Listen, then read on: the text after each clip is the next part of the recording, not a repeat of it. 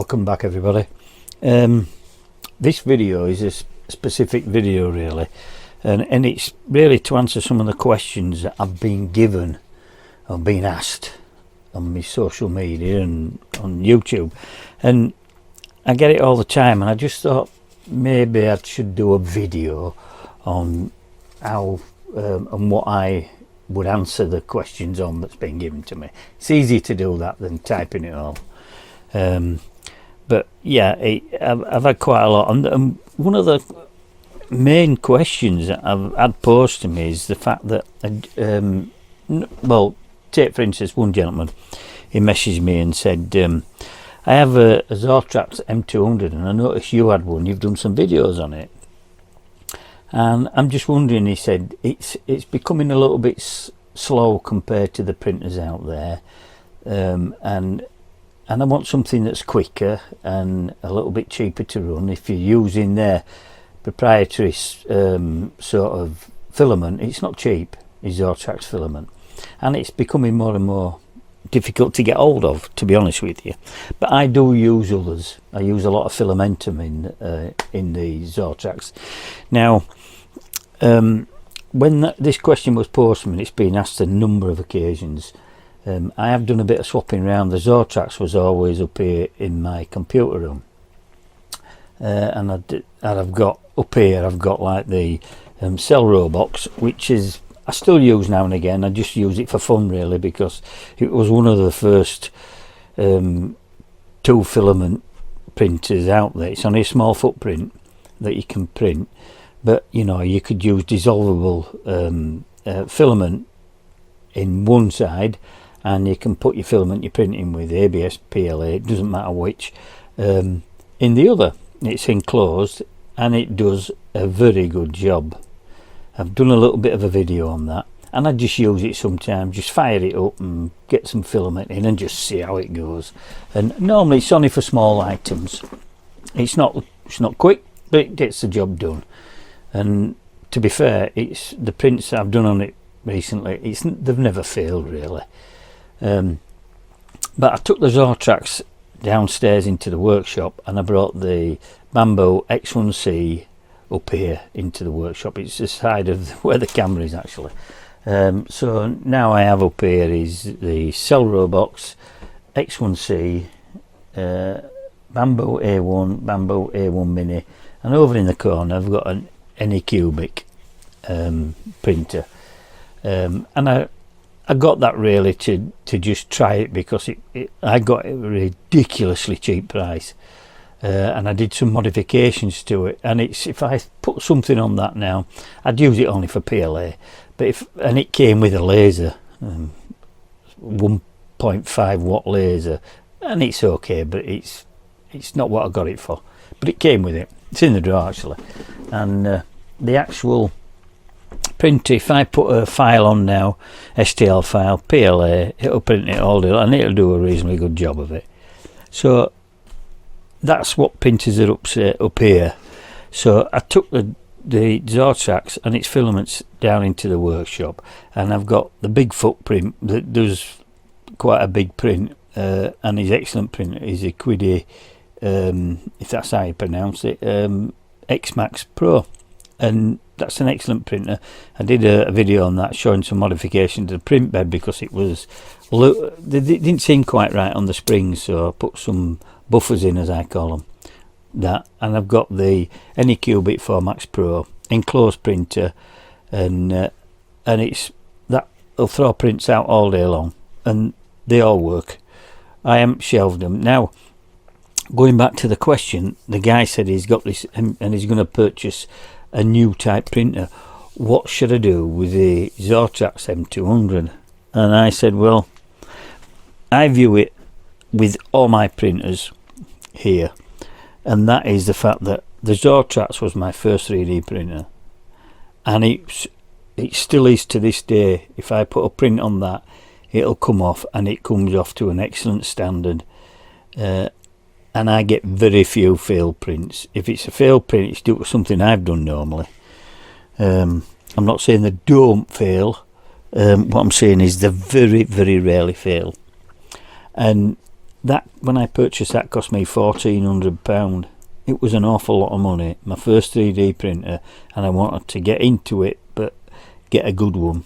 I didn't want a cheap one, and I've got that now. I know it's very difficult to get anything now for Zortrax. The company's, whether it's on its way out or what, I don't know. I had quite a lot of filaments and space, so I don't need anything. But I said to the gentleman, look, if you can afford it, keep it, put it away, and just now and again use it for something specific. Because I've seen them for sale second hand in good condition for £250. It would break my heart to sell that downstairs that I have got and paid £1,400 for £250. I wouldn't get rid of it. My Quiddy X-Max Pro, it's a big footprint printer, you know, it's a big bed on it, so to speak, about 300 by 300, and I can't fashion to get rid of that. When it came out, I should have waited, but being impatient, I didn't. I bought that, and it cost me round about £800, 800 and something. Now, like the Anycubic 4Max Pro, I got that, and I got the Anycubic resin printer that came out. It's only a small footprint, believe it or not. I don't know why I bought it, but I did. I got it as sort of like a package deal. It weren't cheap, was the resin printer, but compared to what they are now, but it was again one of the first out. That's downstairs. It's never even been out of its box. It's still in its box, brand new, and the UV light resin cleaner as well, that came with it. I got that as a package deal, and they're both still brand new in the box. I am going to use it. I just haven't got round to it. I've that much sort of work on at the moment. So I answered the gentleman, if you can, I'd keep it, and just now and again throw a print at it and keep up, don't let it get rusty or anything like that wherever you put it. And it's the same with all my printers. I can't fashion to get rid of them. And going back to the printers that I have, at the time I purchased them, they weren't cheap compared to what they are now, and they're not as efficient as the Bambu Labs 3D printers that I've got. Well, I say efficient, they'll still go do decent prints, but they're not as quick. I mean, if I put a model on my X1C or the A1 or the A1 Mini, it'll do it in next to no time, but on the Zortrax it'll probably be 3 times as long. But it still gives me a good quality print, and I just can't. If you put them up for sale, the older printers that I have, you get next to nothing for them, and they're in excellent condition, so I just tend to keep them. So to answer the question that originally was Zortrax M200, would you sell it? No, I personally won't sell mine.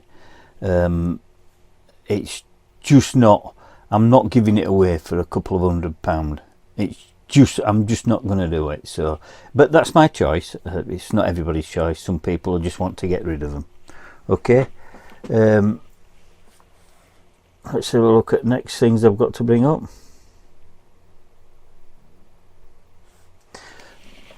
Right, a good question is, one of the questions is, and I get asked it a lot, is what do I print?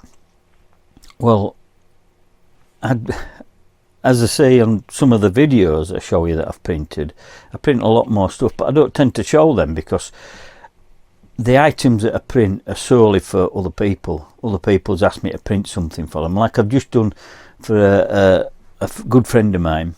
He's just altered a motorcycle that he's got, and he found out that the brake fluid reservoir holder on the handlebars, he couldn't get the right diameter, and he couldn't get the right holder that would hold the actual position that he wanted to put that in. So he said, could you print some? So I printed him some shims off and a bush, and he's put them on absolutely fine. Now he couldn't get that anywhere.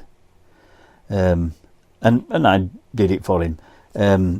I printed a lot of other components off for somebody that were in aeroplane modelling, you know, radio controlled and all that. And he wanted some little holders, rather than just sitting the actual servos in and screwing them to the bulkhead or what have you. He wanted a little container that he could actually secure that and then retrofit the actual servo motors inside that. So I printed him some off. And I've said before in some of the videos, I printed navigation lights, the dome navigation lights. I get the little printed boards for them, print the little thing, and they inset them into the wings. You know, I've done absolutely lots of things, but I like to. I won't print ornaments off, anything like that. I've test printed some things. Here are a couple of models that I did, and that one there, I believe, is the model of the butler off of Downton Abbey. But yeah, and that was my first print on these Cell Robox. So you can see that that's come out exceptionally good, and that's the quality of the prints that it gives.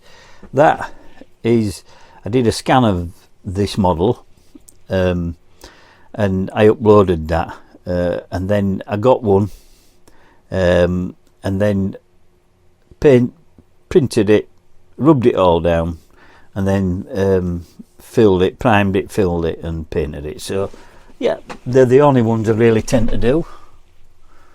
Put them away.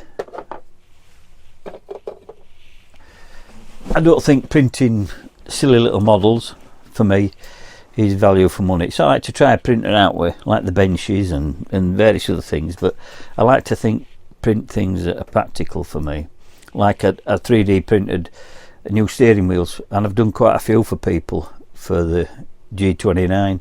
I did mine, they liked it. Can you do me some? Yeah, and I've done some, covered the handles with Alcantara, and yet they love it. My filament, well, it's like the filament joiner that I got from Sunlow. I made a unit for it so you could put the coils on, workstation for it. I did that. Now that's beneficial for me because I'm going to use that, and I use it quite a lot. You know, so I like to make my prints useful, and it keeps the old grey matter going. So yeah, to answer that question, I like to print things that are useful, not stood on a shelf. You know, a chap that plays darts a lot said to me, can you print me some dart stands off? And he gave me an idea of what he wanted. He could buy them, but not what he wanted. And I said, yeah. So I printed him half a dozen off. He loves them. And I'm expecting somebody else, one of his friends, coming to me, and he's mentioned he wants them. So I'm going to print them off. You keep the models, you just put them on the printers and off they go. So yeah, I like to print things that are useful. What's the next? Right, the next thing is CNC work.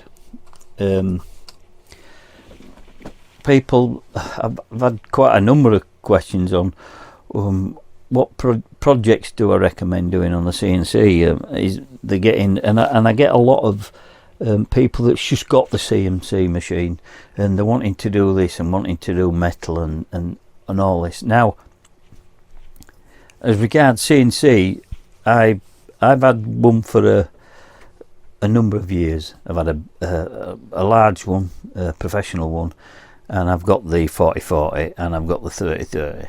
Now, I do not profess to be an expert on CNC machines.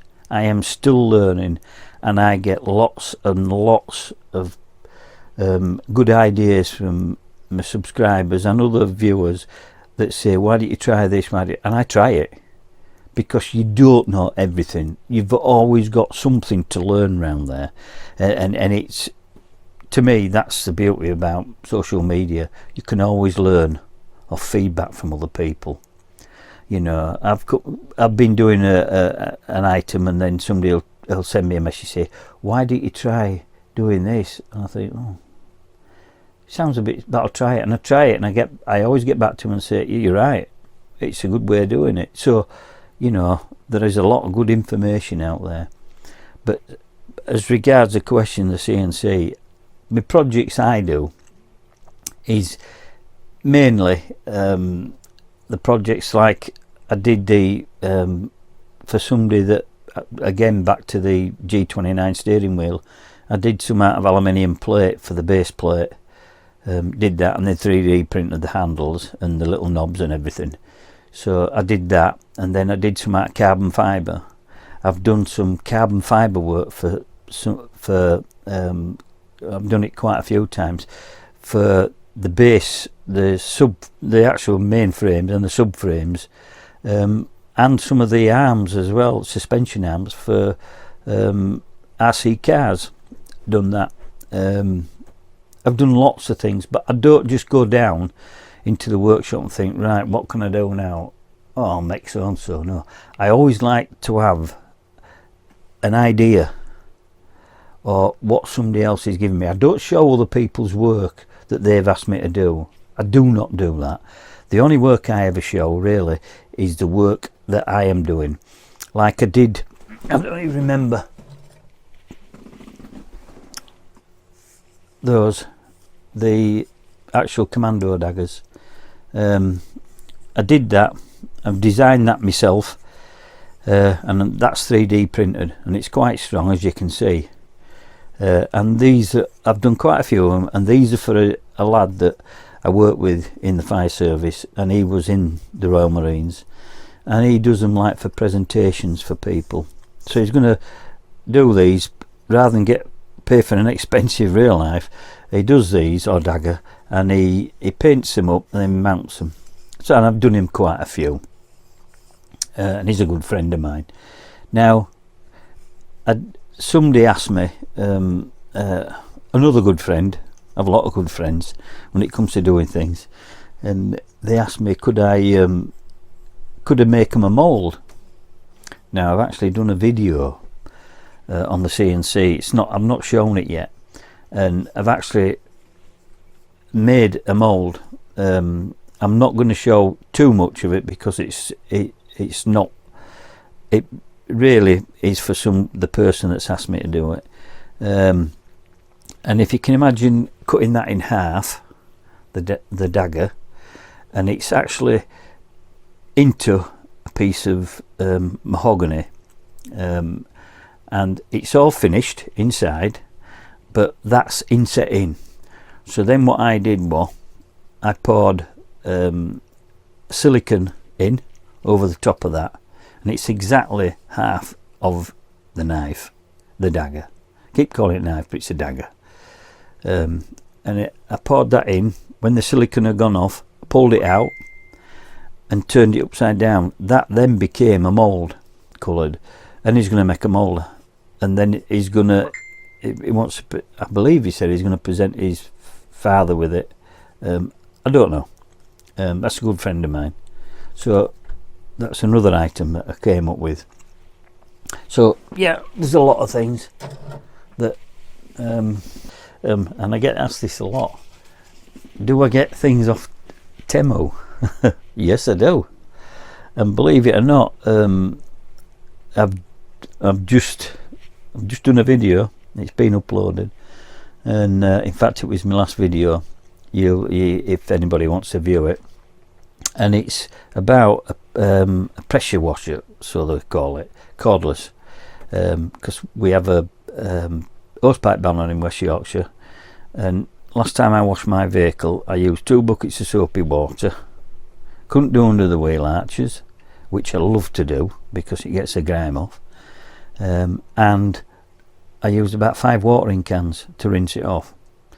So I thought, oh, blow this. I purchased a pressure cleaner from Temu, and it actually, when it came, I did the video on it, so I watched the video to see it. It's absolutely brilliant. It works from a bucket. I used 2 buckets of water to rinse it off. I did under my wheel arches, and I soaked it down with that as well. So it's absolutely brilliant. £17. So yes, I do use Temu. A lot of people say no, it's crap. No, if this only lasts 6 months, it's paid for cleans. I anticipate it'll last more than that, but watch the video and see what you think to it. I received a booster pack. I bought a booster pack, £23 it was, from Temu.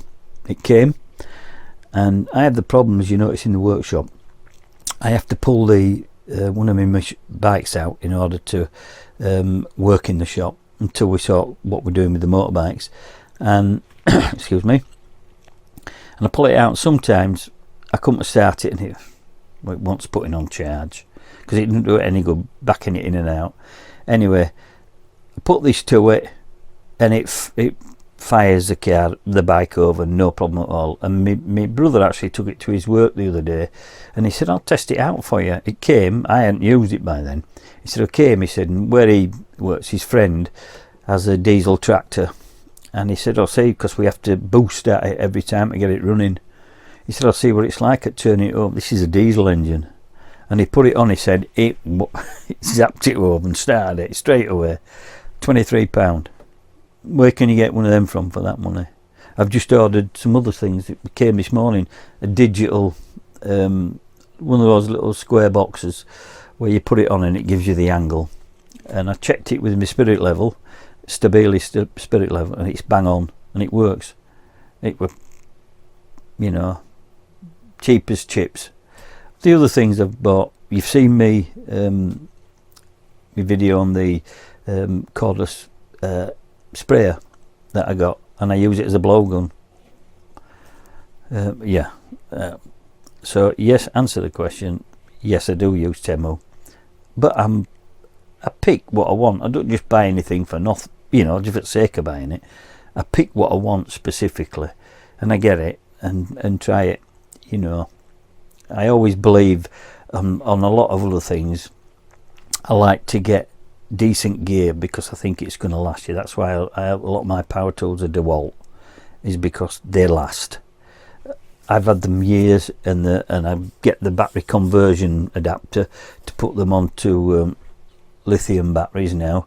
All mine run on that. I've discarded and binned all the NiCad batteries, and they're brilliant, and they're still running, you know, but it costs you, okay. And recently I've done the videos, if you want to watch the videos on the Inca tools that I purchased from Amazon, the impact drive, the impact wrench, the side wrench, and the other gear I got. And about 2 weeks ago I changed all the discs on my vehicle, my car, all the discs, and it was quite a job, especially when you've had a knee replacement, but I did it. And I use the impact wrench and the impact ratchet that I have. Absolutely fantastic they were. Now they're a fraction of the price of what you would have paid for a top known make, but yet they, you know, one of the wheels, the nuts were on so tight, I thought I'd blow it. And I have a long lever wrench, but I wanted to see if the gun would do it. It took them off. Not a problem whatsoever. So yeah, I don't always go for expensive gear, but when I can, when I was doing the kitchens, yes, I tended to buy good gear because I needed it to last. What I've got just recently has been absolutely fine. So yeah, I don't think of any more questions. Oh, the last one, yeah, I wrote that down, is going back to the people that's purchasing the CNCs and what have you. They're asking me what's best to start with and what's it, and I say to everybody that messages me is, when you buy a CNC, I'm not on about a 3D printer, a CNC machine, do not try and run before you can walk, as the old saying goes. Take it step by step, and you'll find out that you'll learn something from a mistake that you make and you tend to move on then. Right, remember that. But what you don't want to do is create a serious problem where you can break something. Or, you know, especially the machine cutters, you know, they're not cheap. So if you get decent cutters, you don't want to break them. So just take it slowly. Learn your software, how you want to run, and don't keep swapping and changing from various softwares to design softwares to you know, learn one, get competent at that design software, and then your actual software that runs the machine, okay, that uses a G code that you've created. Learn that, and then if you find out after a while, step by step, doing simple things, simple tasks, then once you've learned that, if you feel you want to go on to something else, then by all means, but don't try and get, you know, cutting metal straight away. It's not the way to do it. You'll come unstuck and you'll get frustrated with it. A lot of people, I get a gentleman asking me the other night about Candle. What can I do about Candle and this and that? My software is Vectrix Aspire or VCarve Pro. Them's the only two design softwares I use. It does everything I want to do, and I'm not bad at it. I won't say I'm an expert. I'm not bad at it, and I do not tether my machine, CNC machine, to the computer. That is, I don't do it. I work from the offline controller, and I use a DSP to move the machine around, as you've seen in my videos. To me, that's an absolute belter of a way to do it. For me, because I can get on with doing some laser from the computer work, whereas if it's tethered you can't. It'll interfere with it. I don't get dropouts. You put the chip in, memory card in with the G codes on that you want, and it just runs it, and I'll leave it running. I'm there. I don't have to watch it. I'm that confident it's going to finish it. In fact, the other day I had a situation where the screen on the offline controller, if those that have the offline controller, I was doing a machining job and it was like 5 hours. I didn't want to stop it. I would have done it a little bit differently, but I just left it running. And when I looked at the machine about 3/4 of the way through, when I looked at the offline controller, the screen was blank, and I thought, oh yeah, what's happened here? The machine was still running. It was still doing its G code. That screen had gone blank, but it was still running it because it had gone into the system, the self-contained system that it has with the control board and the offline controller. It was just running it. It finished the job, went back to job 0, and I went on, and the screen come back on. Just turn the machine off, put it back on. Machine. Don't know why it did it. There's probably a reason. It's never come on before. I don't know, but that's the system I run. So I don't tend to get overly complicated with tethering the machine and then wanting to watch it on the computer what it's doing. I'm not interested in what the machine's doing on the computer. The machine's doing what I'm telling it to do off the offline controller. But that's how I run it. That's my choice. What everybody else wants to do. So I have to answer them honestly. I can't tell you anything about Candle or UGS. I can't, because I don't use it. Okay. That's it for this. Just to put in a little bit of information forward. There's no else I want to speak about, but look, watch some of my videos, you'll see what I've been talking about, and don't forget, like and subscribe because it doesn't cost you anything and it helps me. My numbers are going up slowly, and I get great feedback and I answer everybody. It might be a couple of days before I get a chance to answer you till I pick it up, but I do answer you, and if I can help you I will do. If I can't, I'll tell you I can't, because there's no way I'm going to give you advice on doing something if that advice I can't guarantee being correct. Okay, so and I like them. So that's it for the video. don't forget watching with me. Press that notification. It helps, and you'll pick up my last video, which was the pressure washer. So until next time, as I always say, you be safe, you be careful, and bye for now.